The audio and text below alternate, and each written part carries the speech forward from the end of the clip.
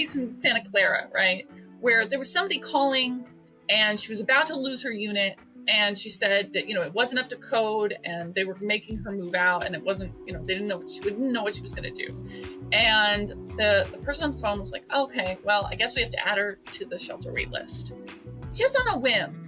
They had recently been to a diversion training, and just on a whim, they said, let's just see if we can talk to their landlord. Let's just see if there's anything else we might be able to work out with this unit not up to code. And landlords know other landlords, but this landlord also had other units.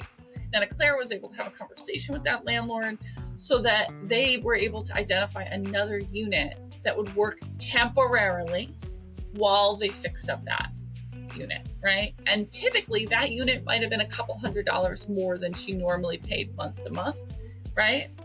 But because of the situation, they were able to work with her. And that person who was about to wind up on a shelter wait list didn't. And that feels like such a sliding doors moment, right? Where in the way that it turned out, she remained housed.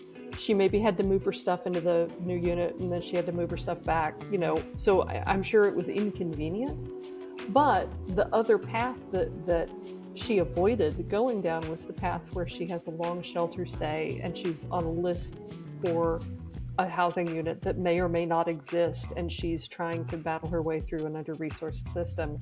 And we know that the number one indicator of whether or not you're going to experience homelessness is if you've experienced homelessness before. Yeah. And that goes for children as well.